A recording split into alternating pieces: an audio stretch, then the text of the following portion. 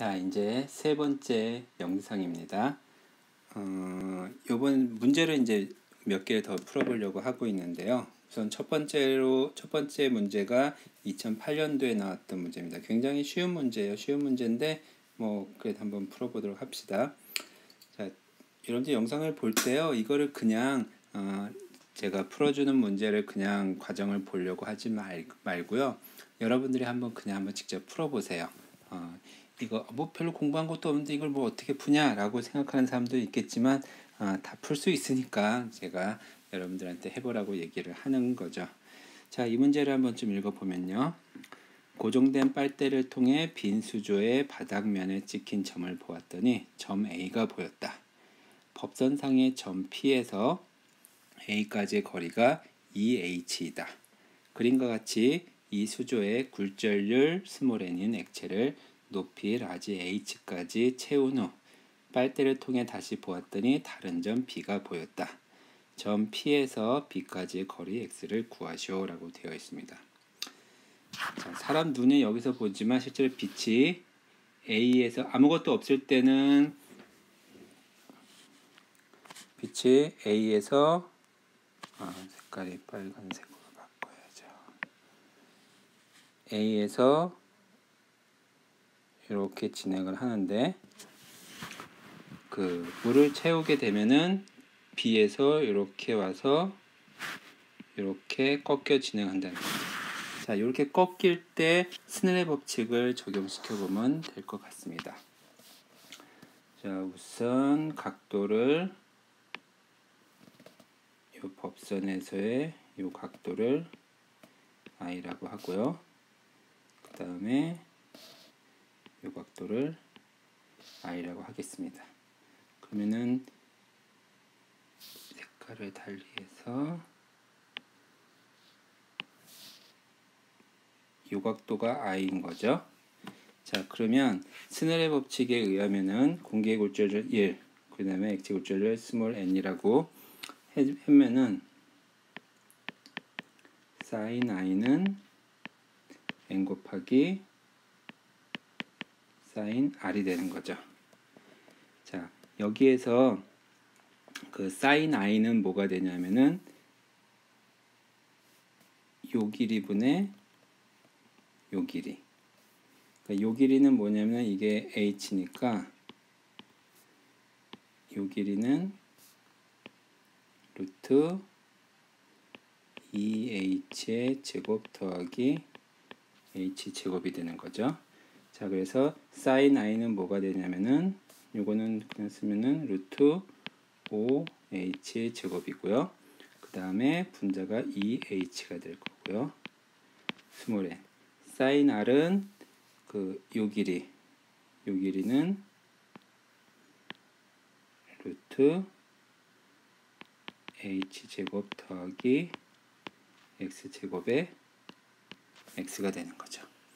여기에서 x를 구하는 거니까 이거 풀면 돼요. 그래서 양변 제곱해 주면은 왼쪽은 4h 제곱에 분자면은 5h 제곱 있어질 거고요. 이쪽은 n 제곱에 h 제곱 더하기 x 제곱에 x 제곱이 되겠죠. 자, 그래서 서로 똑같다고 해주면 5n 제곱 x 제곱은 4h 제곱 더하기 4x 제곱. 그래서 x 제곱을 바꿔주면은 5n 제곱 빼기 4가 되고 저건 4h 제곱이 되겠죠. 그래서 x는 뭐가 되냐면 분자 2h의 루트 5n 제곱 빼기 4 이렇게 되는 겁니다. 값은 조금 지저분해도 계산하는 것들 문제가 없으니까 쓸 수가 있죠. 그래서 이런 문제에서는 결국에는 스넬의 법칙을 이용하는 거구나. 요거를 생각해서 스넬의 법칙과 관련되어 있는 입사각과 굴절각을 찾아가지고 그거를 문제에서 주어진 값들로 변형시키면은 문제를 풀 수 있을 겁니다. 자, 그 다음에 이 문제를 좀 보도록 하죠. 요거는 2012년도에 나왔던 문제인데 그림은 간격이 D1인 평행한 두 광선이 공기에서 유리로 입사각 세타로 입사해서 굴절각 파이로 굴절한 후 간격이 D2인 평행광선이 된 것을 나타낸 것이다. 이때 기역, 니은, 디귿 중에서 맞는 것을 쓰시오. 우리는 여기에서 기역과 니은이 우리가 지금 배운 스네일 법칙과 관련되어 있으니까 요거를 한번 좀 보려고 하겠습니다. 자, 여기에서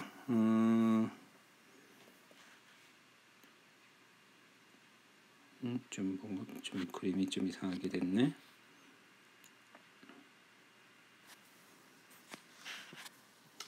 우선 이 첫 번째는 뭐냐면은 이 점에서의 스넬 법칙을 적용시켜 주면은 입사하기 세타 굴절하기 파이니까 굴절료 공기는 1이니까 1 곱하기 사인 세타는 n 곱하기 사인 파이. 스넬 법칙 그대로 쓴 거니까 기억은 맞네요. 자, 다음에 니은 같은 경우는 여기를 이렇게 해서 직각으로 이렇게 좀 여기가 D2고 이게 D1이 되겠죠. 자, 그때 요게 그 공통이니까 여기서 각도를 보면은 요게 파이고요. 그 다음에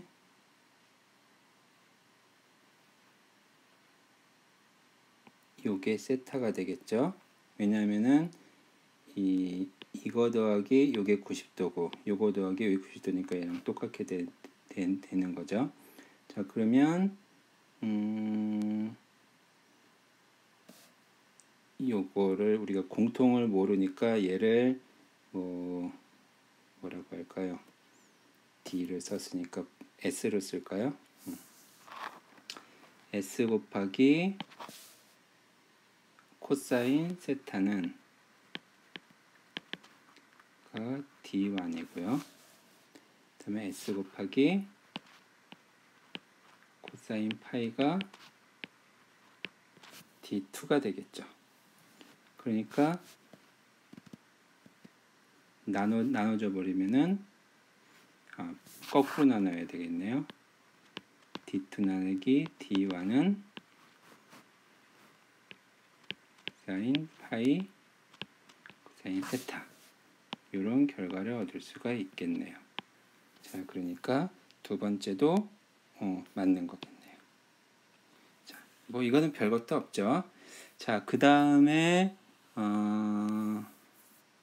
이게 뭐냐 8. 자, 요거 한 문제를 또 보도록 하겠습니다. 자, 이 문제는 2019학년도에 나왔던 문제인데 그림과 같이 단색강이 광섬유 내부에서 진행하여 경계면에서 일부는 반사각 세타 A로 반사하고 일부는 굴절각 세타 B로 굴절하여 공기로 진행한다 라고 되어 있습니다. 그러니까 빛이 여기로 들어가서 여기서 여기로 반사하고 여기로 굴절한다는 거죠. 자, 반사된 빛은 광섬유 옆면의 전반세 임계각으로, 그러니까 요게 임계각이라는 거예요. 그리고 공기의 굴절은 1이고 광섬유 굴절은 n이다. 세타 A와 세타 B를 스몰 n으로 각각 나타내시오. 2점이라고 했으니까 요거가 1점, 요것이 1점이라는 거죠. 자, 여기서 그 임용고사 문제에서 그 점수를 매기는 그 방법에 대해서 잠깐 이야기를 하도록 하겠습니다. 임용고사 문제는요, 모두 평가할 때 1점 단위로 쪼개져요. 자, 1점 단위로 왜 쪼개지냐면요, 평가는 3명이 요 얘기는 여기서 이야기하면 조금 그러네. 그러니까 요거는 나중에 오프라인 에서 비공개로 말씀을 드리도록 하겠습니다. 자, 어쨌든 2점이니까 각각이 1점 단위다 라는 것만 생각을 하고 있으면요. 자, 이런 문제를 볼 때 어떻게 풀지? 라고 고민을 할 때요. 아는 것만 생각해서 보면 돼요. 자, 우선 입사각, 이게 좀 그림을 진하게 했더니 좀 크였더니 좀 잘 안 보이는데, 요게 법선이죠. 요게 법선이고, 요게 세타 A고, 다음에 요게 세타 B죠. 그러면 얘가 세타 A라는 거죠. 왜냐하면은 입사각이니까. 그러면 스넬의 법칙에 의해서 얘가 법선이니까 얘가 입사이고 세타 B가 굴절각이죠. 여기 굴절률 n이고 얘가 1이니까 스넬의 법칙을 적용시켜주면은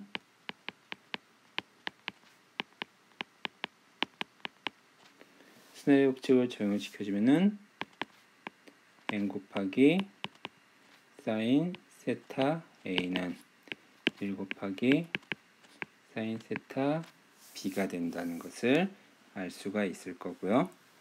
자, 그 다음에 여기 전반사 된다는 부분을 조금 더 살펴보도록 하겠습니다. 이 삼각형에서 요 각이 임기각이잖아요. 요 각은 뭐냐면요. 요 세타 A를 2배 한 거에서 90도에서 뺀 겁니다. 즉 뭐냐면은 임기각 세타 C는 2분의 파이 빼기 2 세타 A가 되는 거죠. 자, 그럼 임계각은 뭐냐? 임계각이 뭐지? 공식이 어떻게 되지? 헷갈려 하지 말고요. 임계각의 기본 정의 있었죠? 뭐냐면은 임계각은 굴절각이 90도일 때, 즉 뭐냐면은 n 곱하기 사인 세타 C가 1 곱하기 사인 90도다. 1이죠. 즉 뭐냐면은 사인 세타 C는 n분의 1이라는 거예요. 자, 그러면 요거를 여기다가 넣어주면은 어떻게 되냐면요. 사인의 2분의 파이 빼기 2 세타 A는 n분의 1. 맞지? 그러면은 요거는 뭐가 돼요? 사인 2분의 파이 빼기 2 세타 A는 요거는 바로 코사인 2 세타 A가 되죠. 이게 n분의 1. 2 세타 A는 인버스 n분의 1이니까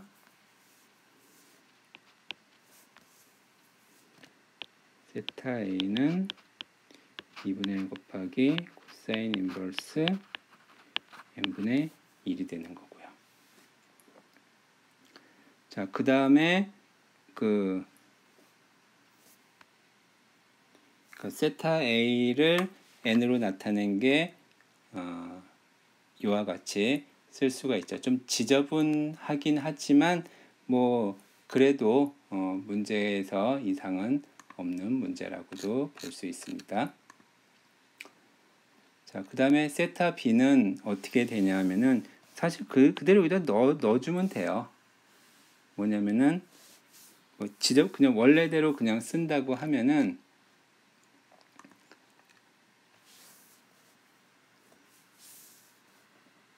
여기서 어떻게 쓸까요?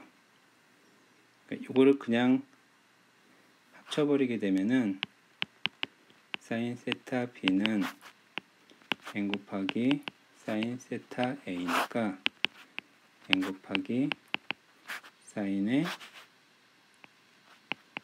2분의 1 사인 인버스 n분의 1 이렇게 써도 뭐 그렇게 틀린 거는 아닙니다. 여기까지 해서 맞다고도 볼 수가 있어요. 그런데 이거를 조금 더 단순하게 쓰는 방법도 있는데 그거는 나중에 또 다시 이야기를 하도록 하겠습니다. 그건 이제 뭐 사인과 코사인 뭐 이렇게 그 합치는 방법이니까요. 그렇게 해서 전반적으로 그 스네르 부직과 관련된 문제들은 대부분 다 푼 것 같은데, 우리가 아까 풀어서 하나 안 왔던 게 여기 2007년도 요 문제가 있네요. 요거는 우리가 벌써 했던 거하고 똑같은 거니까 그냥 한번 읽어보고 복습하는 차원에서 잠깐 보도록 하겠습니다. 그림같이 굴절률이 N1인 매질의 한 점 A에서 나온 광선이 굴절률이 N2인 매질과의 임의의 경계점 P, X0를 지나 굴절률이 N2인 매질의 한 점 B점 L, -H2로 진행한다고 하자. 이 그림 그대로 설명한 겁니다. 광선이 A에서 경계점 P를 지나서 점 B까지 진행하는 시간을 구하라. 시간을 구하고 또 진행 시간이 최소가 되는 조건을 구하고 그 조건을 이용해서 H2가 제로가 된다는 것은 굴절하지 않는다는 거죠. 전반사가 일어나기 시작하는 점 px 값을 나타내죠 라고 되어 있습니다. 자, 이 문제 오래된 문제긴 하지만 그 문제가 길면요 그 속에 풀이 과정이 나와 있어요 사실. 그리고 각각이 하나하나가 답입니다. 어떤 사람이 딱 보고 이게 공부 안 한 건데 에이 뭐 풀지 말자 이렇게 생각하는 경우들이 있어요. 그 뭐 물리 문제가 또 그렇긴 하지만 사실 물리 문제가 물리가 좀 어렵거든요. 다른 쪽보다 난이도가 조금 있어서 난이도가 이제 원래 어려운 건지 뭐 어떤 건지는 모르지만 과락이 좀 많이 나옵니다. 그래서 나오는 경우가 있어요. 다른 과목은 전혀 안 나오는데 과학 물리하고 수학하고가 이제 과락들이 몇 번 나왔었거든요. 그래서 출제할 당시에 쉽게 내라 과락만 좀 어깨 좀 내라라고 하는 것을 굉장히 강조들을 많이 합니다. 그래서 이 문제가 길면요 또 아까 제가 잠깐 말씀드린 것처럼 문제는 1점씩 쪼개진다 그랬잖아요. 그 쪼개지는 것들을 보면 전체 풀이 과정을 설명하는 과정에서 1점 주면서 그거를 어떻게 쓰라고 나타내 주는 겁니다. 자, 여기서 뭐냐면 1번 문제는 시간을 구하라. 1번이고요. 2번 문제는 최소 조건을 구하라. 3번이 전반사 조건에서 px0 x를 구하라. 이게 세 번째 문제입니다. 자, 그러면 각각에 대해서 한번 봅시다. 시간은 속력분의 거리라고 했죠. 그래서 t a에서 p까지 가는데 시간과 t p에서 b까지 가는데 걸리는 시간을 구해주면요. 속력 v 완분의 길이는 루트 더하기 h1의 제곱 더하기 v2의 루트 요 길이잖아요. 요 길이는 L 빼기 x의 제곱 더하기 h2의 제곱. 이게 시간이죠. 1번은 맞은 겁니다. 1번은 이렇게 구한 거고요. 다음에 두 번째 최소가 되는 조건. 최소가 되는 조건은 이걸 전체를 t라고 해주면은 dt, dx가 0이 되는 게 최소가 되는 조건이죠. 자, 그래서 요거를 dt, dx를 해주면은 2v 완분의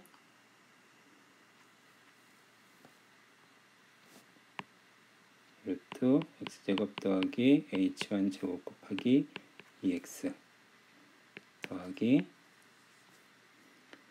2v2의 루트 제곱 더하기 h2의 제곱 더하기 2의 L 빼기 X의 마이너스 1 이게 제로인 거죠. 이제 2 없애주면은 남은 거는 여기는 그리고 V1은 N1분의 C V2는 N2분의 C를 이용해 주면은 이 첫 번째 요거 오른쪽으로 넘어가면은 뭐가 되냐면은 N1 곱하기 2 X제곱 더하기 H1의 제곱분의 X는 N2 곱하기 L 빼기 X의 제곱 2의 제곱에 빼기 X가 됩니다. 자, 요게 뭐냐 하면은 사실 여기까지만 끝나도 되는 거고요. 이게 이제 여기서 요거를 세타 1, 요거를 세타 2가라고 해주면 결국엔 요게 사인 세타 1이고 요게 사인 세타 1이고 요게 사인 세타 2가 되는 거겠죠. 자, 전반사 조건은 H2가 제로가 된다. H2가 제로가 된다고 하면 저기다 집어넣어주면 뭐가 되냐면요. N1 곱하기 2 X제곱 더하기 H1의 제곱에 X는 N2의 2 L1 빼기 X의 제곱에 L 빼기 X 이렇게 되겠죠. H2가 제로니까. 그러니까 요거 없어지니까 결국 N1 넘어가고 양변 제곱해주면은 X제곱에 X제곱 더하기 H1의 제곱은 N1 제곱 N2 제곱이 되죠. 그러면 여기에서 X를 구해주면 되는 거니까 N1 제곱 X제곱은 N2 제곱 X제곱 더하기 N2 제곱 H1의 제곱 X제곱에 N1 제곱 빼기 N2 제곱은 N2 제곱 H1 제곱 X는 루트 N1 제곱 빼기 N2 제곱에 N2 H1 그래서 요게 바로 답이 되는 거죠. 결국에는 전반사 조건에 우리가 알고 있는 거하고 똑같은 거예요. 그래서 우리가 이 저번에 그 페르마의 원리에 대해서 이야기를 했었잖아요. 바로 이게 원리를 그대로 풀어서 문제화 시킨 거라고 볼 수 있습니다. 자, 이렇게 해서 그 전체적으로 앞에서 우리가 얘기했던 굴절과 관련된 임용고시에 나왔던 문제 한 5문제 정도 되는 것 같은데 그거를 여러분들하고 좀 풀어봤습니다.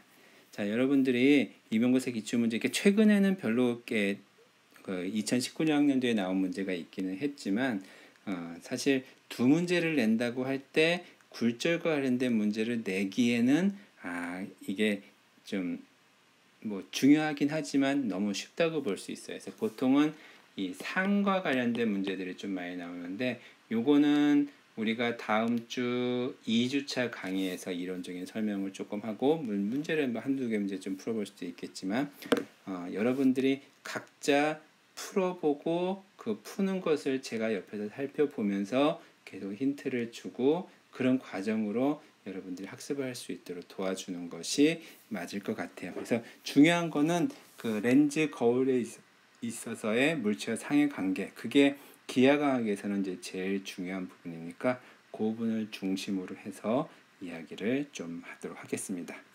자, 그러면 여기까지 마치도록 하겠습니다. 2주차 때 보도록 할게요.